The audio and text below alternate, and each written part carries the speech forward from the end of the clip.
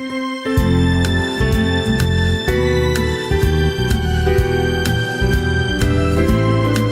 한 절 읽고 여러분 한 절 읽으시고 교독하겠습니다. 하나님이 요나에게 이르시되 내가 이 박넝쿨로 인하여 성냄이 어찌 합당하냐. 그가 대답하되 내가 성내어 죽기까지 할지라도 합당하니이다.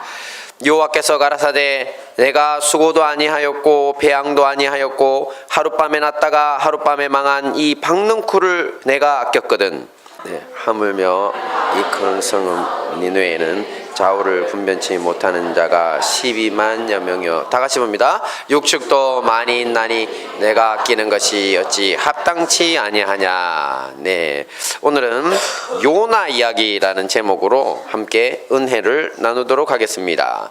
성경에는 모세, 엘리야 같은 많은 선지자들이 나옵니다. 오늘 본문의 주인공 요나도 선지자입니다. 그리고 우리 행복한 다니엘 교회도 이 시대의 선지자로서의 사명을 가지고 있습니다. 그러므로 오늘은 특별히 요나 선지자를 통해 이 선지의 사명을 감당하기 위해 필요한 것들을 찾아보고 함께 은혜를 나누는 시간을 갖도록 하겠습니다. 함께 봅니다. 시작. 요나 열방의 선지자. 우선 요나 선지자와 그가 살았던 시대적 배경에 대해서 잠시 살펴보도록 하겠습니다. 큰 물고기 뱃속에서 살아나온 이 요나의 신기한 경험 때문에 여기 큰 물고기는요, 그림으로는 자꾸 고래로 그려지는데 사실 원어는 아닙니다. 바다 괴물로 나옵니다. 고래 아닙니다. 얘는 큰 바다 괴물 뱃속에서 요나가 살아나온 겁니다. 그래서 요나서는 어린이 동화책 속에 들어갈 만큼 많은 사람들에게 알려져 있습니다. 하지만 요나가 단순히 재밌고 신기한 이야기의 주인공이 아니라 열방의 선지자라는 사실을 아는 사람들은 드뭅니다. 열방의 선지자라는 것은 단순히 자기 나라의 일뿐만 아니라 세계 정세까지 하나님의 계시와 큰 안목으로 이해하고 때론 열방을 향한 사역도 감당하고 있는 그런 사람들입니다. 구약 성경을 보시면 열방의 선지자들은 이스라엘뿐만 아니라 주변 강대국과 여러 나라들을 하나님의 말씀으로 꾸짖기도 하고요. 또 그들의 미래를 예언하기도 합니다. 이사야나 예레미야, 다니엘 같은 선지자들이 바로 열방의 선지자들의 사역을 감당했습니다. 요나도 이런 열방의 선지자 중 한 명입니다. 특별히 요나가 활동하던 시기는 북이스라엘의 여로보암 2세 시절 BC 793년에서 753년 사이인데요. 근데 여로보암은 아버지 요아스 왕의 뒤를 이어 북이스라엘을 40년간이나 통치했습니다. 요아스 왕의 통치 시기에 그를 도왔던 유명한 선지자가 있는데 그 사람 이름을 혹시 아십니까? 그 사람은 바로 그 유명한 엘리야의 제자였던 엘리사 선지자였습니다. 맞습니다. 네, 엘리사 선지자요. 자, 이런 면에서 요나는 엘리사 다음으로 일어난 걸출한 선지자 중 한 명이었다고 할 것입니다. 요나가 활동하던 여로보암 2세 시절에 북이스라엘은 부국 강병을 이루어서 솔로몬 시절의 드넓은 경계를 거의 다 회복하는 쾌거를 이루었습니다. 이것은 하나님께서 요나 선지자를 통해 미리 약속하신 것입니다. 한번 봅니다. 시작. 이스라엘 하나님 여호와께서 그종 가드헤벨 아미떼 아들 선지자 요나로 하신 말씀과 같이 여로보암이 이스라엘 지경을 회복하되 하맛 어귀에서부터 아라바 바다까지 하였으니. 네, 하지만 이러한 물질적 번영과 함께 북이스라엘은 급격히 타락했습니다. 자, 이들의 부패와 타락상은 요나 선지자와 동시대에 활동했던 아모스와 호세아 선지자의 기록을 통해 잘 드러나 있습니다.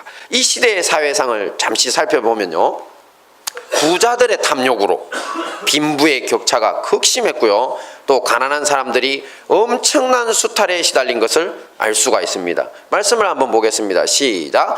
은으로 가난한 자를 사며 신 한 켤레로 궁핍한 자를 사며. 네, 신 한 켤레면 궁핍한 사람을 사서 노예로 부릴 수 있던 시대였다는 것입니다. 또 있습니다. 시작. 너희의 허물이 많고 죄악이 중함을 내가 아노라. 너희는 의인을 학대하며 뇌물을 받고 성문에서 궁핍한 자를 억울하게 하는 자로다. 네, 권력 있는 사람들은 의로운 사람들을 학대하고 또 재판장들은 뇌물을 받고 가난한 사람들을 억울하게 하는 불의가 난무한 시대였다는 것입니다. 또한 영적인 타락도 극심했습니다. 여로보암 1세 시절 만든 금송아지 숭배와 또 가나안 땅의 토속 신앙인 바알과 아세라 숭배가 계속되고 있었던 것입니다. 함께 봅니다. 시작. 여호와께서 내게 이르시되 이스라엘 자손이 다른 신을 섬기고 건포도떡을 즐길지라도 여호와가 저희를 사랑하나니. 근데 저기 건포도떡을 즐긴다는 게 무슨 말인지 잘 모르시겠죠. 건포도떡은 가나안에 바알 신을 섬기는 제사 때요 신전에 봉헌되던 헌물입니다. 가나안 원주민들은요 바알이 모든 농사와 풍성한 포도 수확을 주관하는 신이라고 믿고 건포도떡을 만들어 바알의 제사상에 올리고 또 그것을 나눠 먹으면서 즐겼습니다. 이제 이 땅에 정착하게 된 이스라엘 백성들이 하나님의 복을 받아 풍성한 포도 수확을 거둡니다. 그럼에도 불구하고 이 사람들 역시 놀랍게 그 공로를 하나님이 아닌 바알에게 돌립니다. 그러면서 바알 신을 위해 건포도떡을 만들고 또 그것을 나눠 먹고 살고 있는 것입니다. 하지만 조금 전 보신 호세아서 말씀은 하나님은 이런 이스라엘 백성들도 사랑하시고 이들이 속히 돌아오기를 원하신다고 하십니다.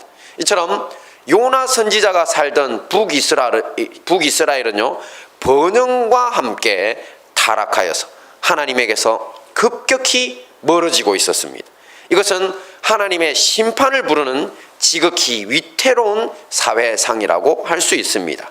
자, 두 번째 봅니다. 시작. 불순종의 이유. 네, 이제 요나서로 다시 돌아가서요 선지자 요나는 우리가 아는 대로 니느웨로 가라고 하시는 하나님의 말씀을 거역하고 다시스로 가는 배를 탑니다. 우리가 잘 알고 있는 유명한 불순종의 이야기입니다.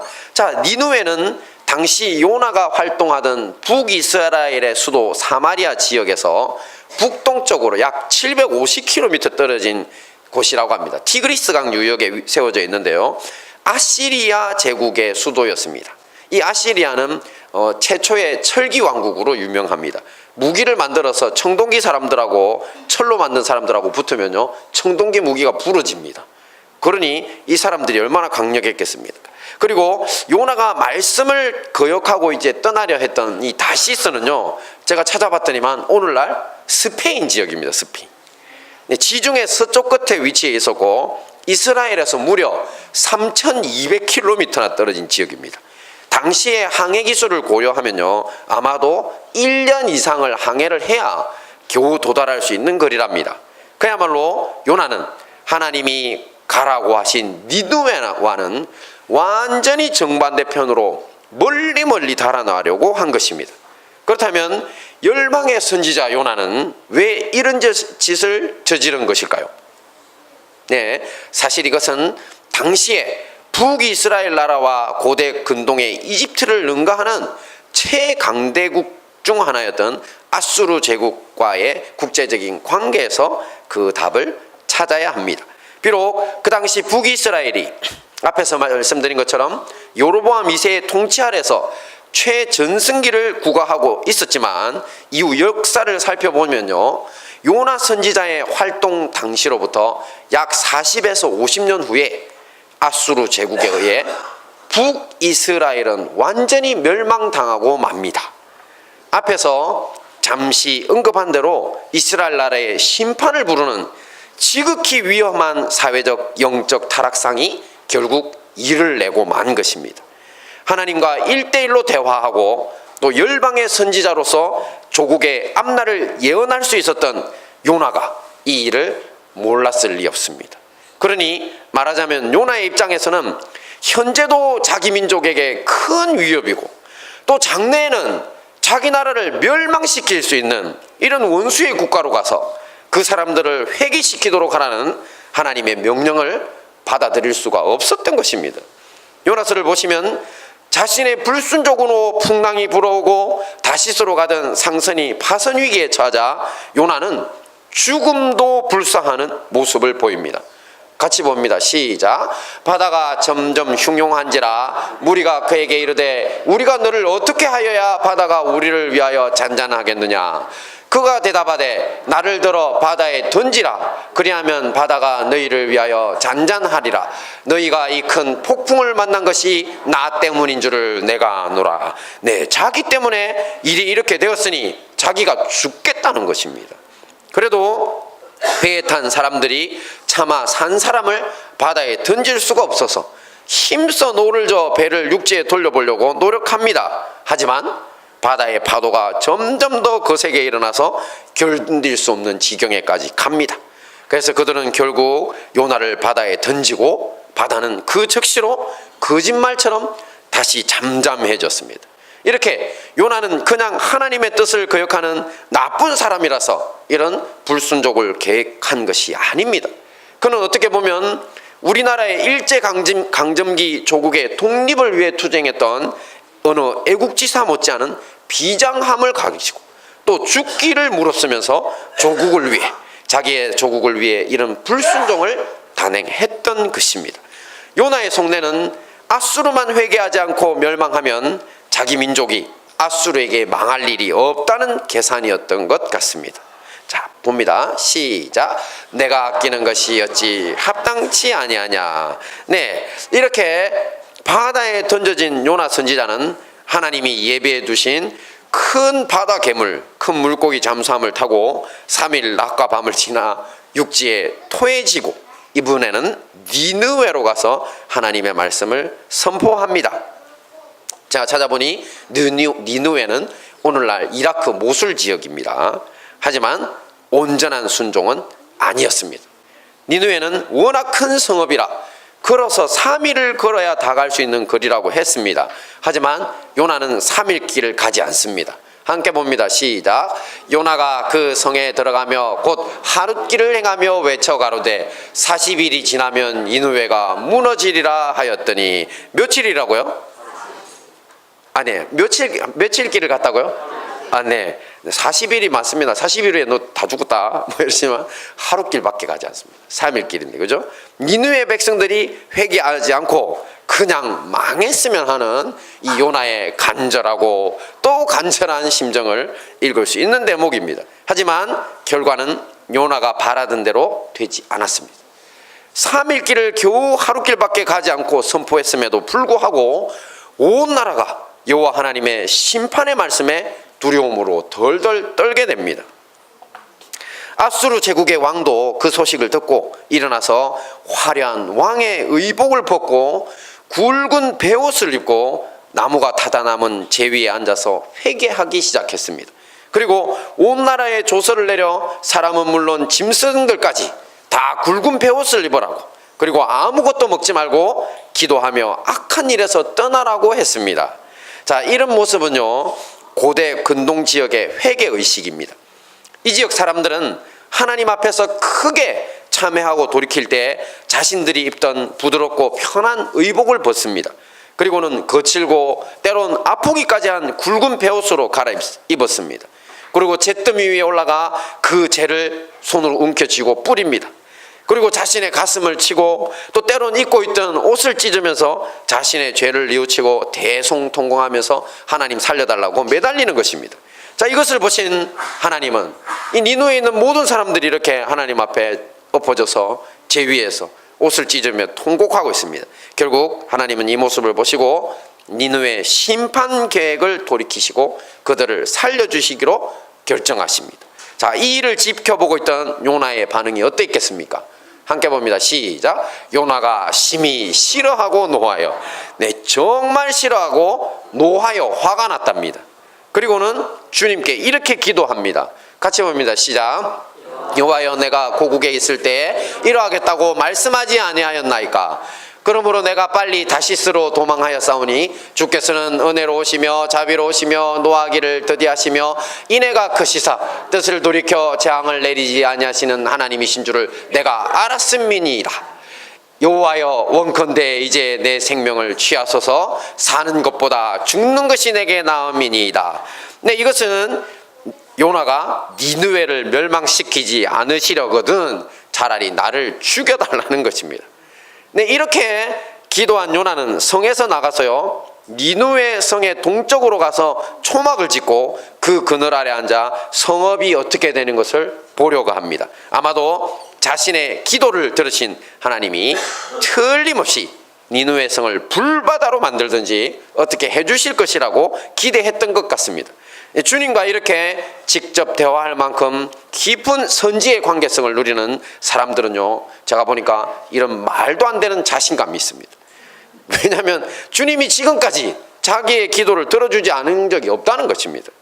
거기에다가 요나에게는 짐승 같은 아수르 사람들을 주님이 멸망시키셔야 한다는 확신도 있었을 것입니다. 역사를 보면 아수르 제국은요, 주변 국가들에게 공공의 적이었습니다. 아수르는 강력한 철제 무기로 무장해서 이웃 국가들을 침략해서 정복합니다. 그리고 정복지에서 살인과 약탈 등 온갖 악행을 저지르고요, 또 그 지역을 아예 잿더미로 만들어버리는 것으로 유명했습니다. 또 자신들에게 반역할 기회를 원천적으로 차단시키기 위해서 침략지 사람들을 다른 지역으로 끌고 가고 또 다른 지역 사람들을 그 지역으로 이주시키기까지 했습니다. 이 피정복지 국민들의 입장에서는요, 침략당한 괴로움도 큰데 또 거기에다가 강제로 고향에서 쫓겨나 타향살이의 서러움까지 겪어야 했으니 그야말로 그 고통이 말할 수도 없이 컸던 것입니다. 어쨌든 이런 악한 아수르의 수도 니누웨가 어떻게 되기를 바라며 지켜보고 있던 요나에게 기쁜 일이 생깁니다. 그것은 다름 아닌 박능쿨이 삽시간에 자라 그 머리에 그늘이 지게 하여 뜨거운 태양을 막아준 것입니다. 네, 우리 성경에서 박능쿨이라고 기록된 것은 히브리 언어로 키카욘이라고 불리는 아주까리 나무입니다. 우리 1년생으로 자라는 식물이지만 이스라엘, 이집트, 요르단, 터키, 인도 등에서는 다년생으로 자라서요, 줄기도 단단하고 키도 큽니다. 이 하나의 크기가 어떤 것들은요, 어린아이들이 우산처럼 쓸 수 있을 정도로 큰 것도 있다고 합니다. 네, 중동의 뜨거운 태양 아래서 겨우 초막을 짓고 니누웨를 지켜보는 요나. 네, 어떤 분은 요나가 3일 밤낮을 물고기 뱃속에서 고생을 하다 보니 스트레스성 탈모가 생겼다고 보는 분도 계십니다. 왜냐하면 요나 머리에 대한 문구가 너무 강해요. 읽어보시면 이런 요나의 머리를 시원하게 해주는 하루 만에 삽시간에 자라난 박능쿨, 아주까리 나무라 그랬죠? 선물입니다. 아마 요나는 하나님이 자신의 기도에 응답하실 것 같은 좋은 예감이 들었을 것입니다. 같이 봅니다. 시작. 하나님 여호와께서 박능쿨을 준비하사 요나 위에 가리우게 하셨으니 요나가 박능쿨을 인하여 심히 기뻐하였더니, 내 앞에서는 니느웨의 회개에 심히 싫어하고 화나하던 요나 선지자인데 지금은 심히 정말로 기뻐하고 있습니다. 그래서 그랬는지 오랜만에 깊은 잠이 들었습니다. 자, 짜잔. 이렇게 잠든 요나 곁에서 하나님은 벌레들을 준비하셨습니다. 그리고 이튿날 새벽에 요나가 그토록 기뻐하던, 심히 기뻐하던 박능쿨 아주까리 나무를 씹어서요, 시들어 말라버리게 하셨습니다. 자, 그리고 해가 뜰 때 요나 머리 위로 그늘없이 내려지는 뜨거운 햇살에 더해가지고 숨막히는 뜨거운 동풍도 준비하셨답니다. 그러면서 요나의 머리를 저렇게 핫하게 만들고 계십니다. 네, 그리고 성경 구조를 같이 한번 볼까요? 시작. 해가 뜰 때 하나님이 뜨거운 동풍을 준비하셨고 해는 요나의 머리에 쬐매 요나가 혼곤하여 스스로 죽기를 구하여 가로되 사는 것보다 죽는 것이 내게 나으니이다. 네, 혼곤이라는 것은 너무나 힘이 들고 기력이 다 빠졌다는 뜻입니다. 네, 요나는 사는 것보다 죽는 것이 낫겠다고 합니다. 이때 하나님이 질문하시고 요나 선지자가 대답합니다. 아주 중요합니다. 봅니다. 시작. 하나님이 요나에게 이르시되 내가 이 박능쿨로 인하여 성냄이 어찌 합당하냐. 요나 선지자 대답합니다. 시작. 그가 대답하되 내가 성내어 죽기까지 할지라도 합당하니이다. 네, 성내어 죽기까지 할지라도 합당하니이다. 지금 요나 선지자가 화가 나서 그야말로 하나님께 막 대들고 있는 것입니다. 이런 요나 선지자에게 우리 하나님이 말씀하십니다. 시작. 내가 수고도 아니하였고 배앙도 아니하였고 하룻밤에 났다가 하룻밤에 망한 이 박능쿨을 내가 꼈거든. 하물며 이 큰 성읍 니느웨에는 좌우를 분변치 못하는 자가 12만여 명이요 육축도 많이 있나니 내가 아끼는 것이었지 합당치 아니하냐. 네, 재밌는 것은 성경에 요나 선지자의 대답이 아예 없다는 것입니다. 여기서 요나서 끝입니다. 그가 깨달은 것입니다. 그 크신 하나님의 사랑을.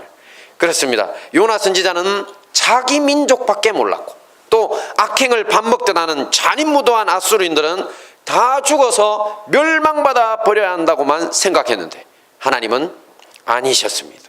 요나는 자신이 수고해서 심은 것도 키운 것도 아닌 하룻밤에 났다가 하룻밤 사이에 시들어 죽어버린 식물도 자신에게 그늘이 되어주니까 좋다고 아꼈습니다. 하지만 니느웨는 식물과는 비교도 할 수 없는 하나님이 창조하신 사람이 12만여 명, 또 짐승들도 수없이 많아서 창조주인 하나님 자신이 어떻게 아끼지 않을 수 있냐고 하십니다. 이 순간 요나는 민족과 선악을 떠나 사람이라는 존재를, 또 짐승이라도 생명들을 그냥 사랑하시는 하나님의 크신 사랑을 비로소 깨달은 것입니다. 그러니 감히 무슨 말을 더 하겠습니까? 마지막으로 이제 이 말씀을 간략히 우리의 삶에 적용해 보겠습니다. 봅니다. 시작. 선지의 핵심 사랑. 그렇습니다. 선지의 핵심은 사랑입니다. 저는 특별히 선지자의 사명에 대해서 관심이 많습니다. 우리 행복한 다니엘 교회 3대 모토 역시 지조, 지혜, 선지로서 우리가 이 시대의 선지자로서의 사명을 감당해야 함을 분명히 하고 있습니다. 이것은 우리 교회 창립 정신입니다. 그렇다면 오늘 요나 선지자에게서 우리가 얻을 수 있는 선지란 무엇입니까? 하나님과 1대1 대화하고 또 국가의 미래를 예언하는 것, 이런 것도 참 중요한 일입니다. 이런 것이 없이 하나님의 뜻을 제대로 알고 세상에 전할 수 없는 것은 당연합니다. 하지만 그 무엇보다 중요한 것은 사랑이신 하나님의 마음을 아는 것입니다. 함께 봅니다. 시작. 나 주 여호와가 말하노라. 내가 어찌 악인의 죽는 것을 조금인들 기뻐하랴. 그가 돌이켜 그 길에서 떠나서 사는 것을 어찌 기뻐하지 아니하겠느냐. 네, 악인이라도 회개하고 사는 것을 기뻐하는 것이 바로 우리 하나님의 마음입니다. 그러므로 우리가 이 시대를 향한 선지의 사명을 제대로 감당하기 위해 그 무엇보다 하나님의 사랑의 마음을 우리 속에 더 채우도록 힘써야 할 것입니다. 마지막입니다. 시작. 우리가 하나님 편에 서자. 네, 우리 민족, 우리 가정을 돌봐달라고 하나님께 기도하기 전에요, 우리 민족, 우리 가정이 하나님의 편에 서도록 하는 것이 참 중요한 것 같습니다. 요나 선지자가 번영과 함께 더 타락해가는 이스라엘 사람들을 향한 사역을 어떻게 했는지 성경에는 기록이 없습니다. 그래서 우리가 알 길이 없는데요, 오늘 본문을 통해 보신 것처럼 요나 선지자는 더 나쁜 놈들로 보이는 니느웨의 멸망만 바라고 있었던 것이 아닌가 싶기도 합니다. 자, 이런 것이 바로 주관화의 오류입니다. 우리는 우리 입장에서만 남을 보는 경향이 강합니다. 자기의 죄는 모르고 남의 죄만 크게 보이는 것입니다. 하나님께 우리 잘못은 일단 뒤로 하고 그냥 내 편만 되어달라고 매달립니다. 근현대사의 믿음의 선배들 중에 걸출한 사람이 한 분 있습니다. 바로 미국의 링컨 대통령입니다. 그는 노예 해방이며 남북전쟁의 승리와 미국의 대통합을 기도와 믿음으로 이룬 위대한 인물 중 한 사람입니다. 그가 남북전쟁이 한창이던 당시에 전쟁 상황이 자신들이 속한 이 북군에 불리하게 될 때 장군들과 함께 모여 하나님께 도움을 간구하는 기도회를 갖게 되었습니다. 그 자리에서 어떤 장군이 일어나 우리 모두 하나님이 우리 편이 되게 해달라고 기도합시다 고 이렇게 외쳤습니다. 이때 링컨 대통령이 일어나 그 기도 제목은 잘못되었다고 했습니다. 그러면서 기도 제목을 우리가 하나님의 편에 서게 해달라고 기도합시다로 바꾸었습니다. 우리가 하나님이 기뻐하시는 의로운 군대가 되면 의로우신 하나님이 당연히 우리 편이 되어주실 것임을 링컨은 알고 있었던 것입니다. 이런 점에서 요나 선지자의 실수가 컸다고 봐야 합니다.